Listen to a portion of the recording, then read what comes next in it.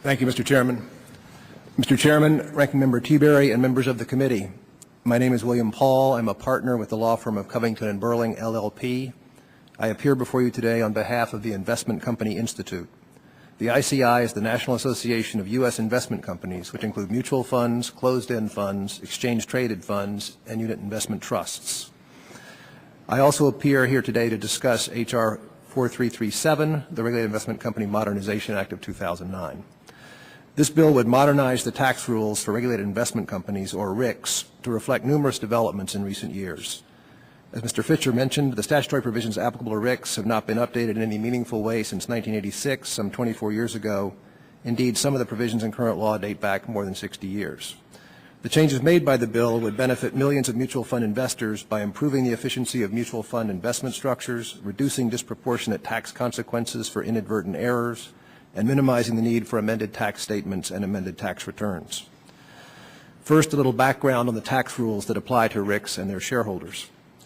The special tax regime applicable to RICs and their shareholders is found in Subchapter M of the Code. In order to qualify under Subchapter M, an investment company must satisfy a number of requirements. First, investment companies, such as mutual funds, closed-end funds, and ETFs, can qualify only if they are registered under the Investment Company Act of 1940. As registered investment companies, these funds are subject to extensive regulation by the SEC. Second, RICs must meet tests relating to gross income, asset diversification, and current distributions to shareholders. Qualifying RICs that distribute all their income and gains to shareholders on a current basis are not liable for tax at the entity level. Qualifying RICs can also pass through certain tax attributes to their shareholders, such as long-term capital gains, tax-exempt interest income, and foreign tax credits.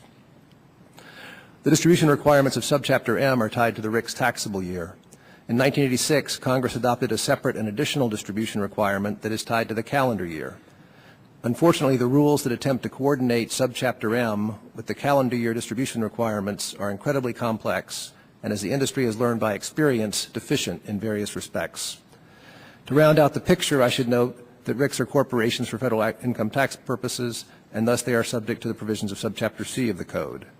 Given the unique nature of RICs, however, a number of the rules in Subchapter C do not yield sensible results when applied to RICs, and the rules have been modified in some respects in their application to RICs.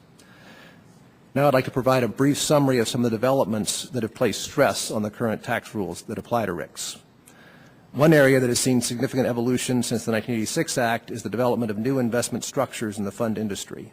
One prominent example is the fund of funds structure. This structure consists of a fund, sometimes referred to as the upper tier fund, that invests exclusively or primarily in a number of other mutual funds referred to as lower tier funds within the same fund complex. One popular type of fund of funds, referred to as a target date fund, automatically rebalances the allocation of investments in various lower tier funds to adjust the risk profile of the investments as the investor approaches retirement age. A second example of the evolution in fund structures is the emergence of funds with multiple share classes.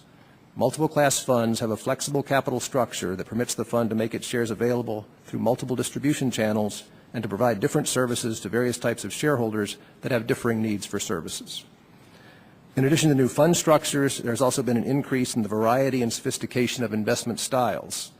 Back in the early days, mutual funds invested almost exclusively in stocks and bonds of U.S. companies. Today, investors demand a much broader array of choices in terms of risk-return profiles and asset classes. The fund industry has responded by offering funds that reflect different investment outlooks and perspectives. Other developments that have contributed to the need to modernize the tax rules governing RICs include the following. FIN 48, an accounting rule that requires RICs and other entities with audited financial statements to evaluate uncertain tax position and post reserves if required.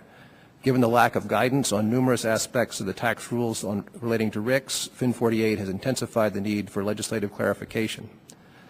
Second, Congress recently expanded the information reporting obligations of RICs by requiring that they report basis information to shareholders. The requirements of the new reporting system put significant pressure on certain substantive rules, including rules that can result in retroactive basis adjustments for shareholders as a consequence of events that may occur after a fund has already sent the shareholder basis information on a Form 1099-B. Third, in the 24 years since Congress added the separate calendar year distribution requirements, the fund industry has had significant experience with the intricacies of coordinating that regime with the rules of Subchapter M. The industry has made repeated requests of the IRS and Treasury Department to exercise their authority to address some of the problems, but a lack of resources has limited their capacity to issue guidance. In addition, certain glitches in the existing rules require legislative action. Fourth, REITs, like RICs, are subject to the rules of Subchapter M. The REIT rules in Subchapter M were modeled after the RIC rules, and in most respects, the rules closely parallel each other. In recent years, Congress has modernized the REIT rules on numerous occasions. While some of the updates are peculiar to the nature of REITs, several of the changes should also be made applicable to RICs. I would like to highlight briefly 3 provisions in the bill that I believe are illustrative of what the bill is trying to accomplish. First, the bill would amend certain technical rules that do not operate properly in the fund-of-funds structure. The existing rules contemplate a fund investing directly in stock, bonds, and related investments. For example, in order to pass through tax-exempt interest to shareholders, a fund must have at least 50% of its assets invested in municipal bonds. Similarly, to pass through foreign tax credits, a fund must have at least 50% of its assets in foreign securities.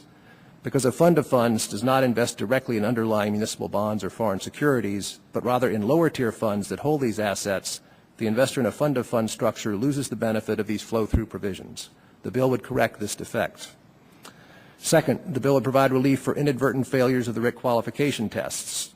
Under current law, if a RIC fails the qualification test relating to asset diversification or gross income, the RIC and its shareholders lose the benefits of Subchapter M. In 2004, Congress amended the qualification rules for REITs to provide a lesser sanction when a REIT inadvertently fails one of the REIT gross income or asset tests. The bill would amend the RIC rules to include a savings provision modeled on these REIT precedents. A third provision in the bill would amend a rule impacting a RIC's ability to invest in gold and other commodities. Many financial advisors believe that commodities can be an important part of a diversified investment portfolio.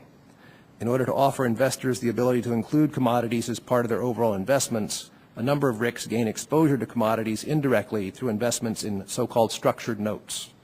In recent years, the IRS has issued over 30 private letter rulings approving RIC investments in commodities through such indirect means. The bill would provide that income from commodities is qualifying income for RICs. This change would facilitate the ability of investors who wish to include gold or other commodities as part of their portfolios to do so, while also receiving the benefits of investor protection and transparency associated with investing through mutual funds and other investment companies regulated under the 1940 Act.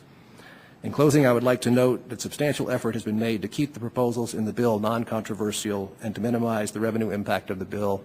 I would be happy to answer any questions you may have. Thank you.